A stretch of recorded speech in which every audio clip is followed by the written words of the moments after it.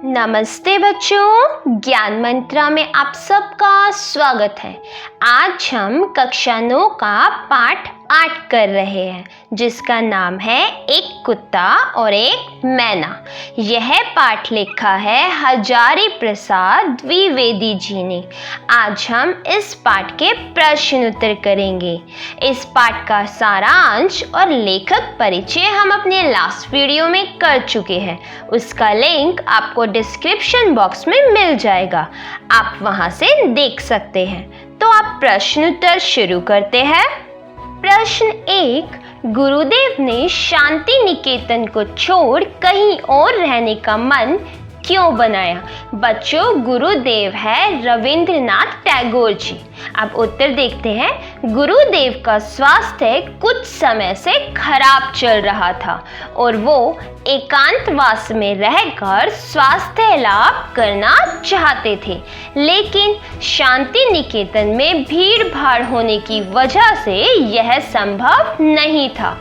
इसलिए उन्होंने शांति निकेतन छोड़कर कहीं और जाने का मन बनाया। तो बच्चों, जो रविंद्रनाथ टैगोर जी थे, उनकी तबीयत कुछ समय से सही नहीं थी, जिस कारण वह चाहते थे कि कुछ समय एकांत में अलग रहें। और शांति निकेतन में यह पॉसिबल नहीं था, क्योंकि वहाँ अक्सर लोग उनसे मिलने जुलने आते रहते थे, जिस कारण उन्हें कहीं और जाकर कुछ दिन के लिए रहना पड़ा। प्रश्न 2, मूक प्राणी भी मनुष्य से कम संवेदनशील नहीं होते। पाठ के आधार पर स्पष्ट कीजिए। बच्चों, मूक प्राणी इस पाठ में जानवरों व पशु पक्षियों को कहा गया है। इस पाठ में कुत्ते की और मैना की कहानी भी आई है, तो उसी के आधार पर हमें बताना है। अब उत्तर देखते हैं। इस पाठ की 2 घटनाएं मुख्यतः मूक प्राणी की संवेदनशीलता को दर्शाती है।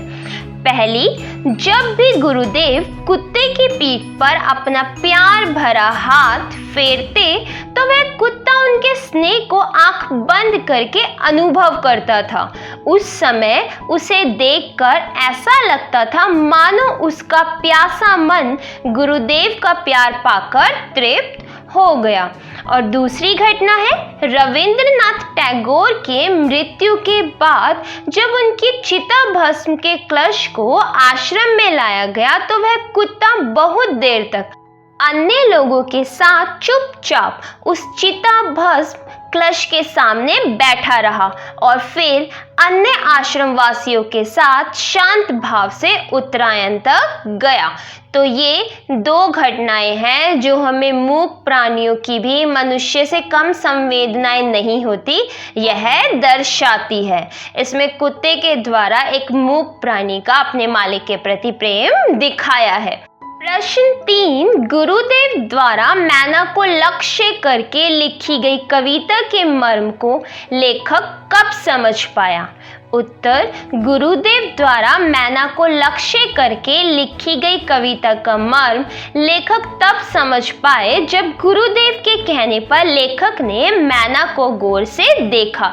बच्चों, लेखक ने कभी मैना की तरफ गौर से देखा ही नहीं था। जब उसने एक लंगड़ी मैना को देखा एंड गुरुदेव ने उसे बताया कि वो क्यों लंगड़ा रही है, तब वह उनकी कविता का मर्म समझ सका। अब आता है प्रश्न 4, प्रस्तुत पाठ एक निबंध है। निबंध गद्य साहित्य की उत्कृष्ट विद्या है, जिसमें लेखक अपने भावों और विचारों को कलात्मक व लालित्यपूर्ण शैली में अभिव्यक्त करता है। इस निबंध में उपयुक्त विशेषताएं कहाँ झलकती है? किन्हीं 4 विशेषताओं का वर्णन कीजिए। अब उत्तर देखिए। 1, प्रतिदिन प्रातः काल यह भक्त कुत्ता स्तब्ध होकर आसन के पास तब तक बैठा रहता जब तक अपने हाथों के स्पर्श से मैं इसका संग स्वीकार नहीं करता। इतनी से स्वीकृति पाकर ही उसके अंग अंग में आनंद का प्रवाह बह उठता।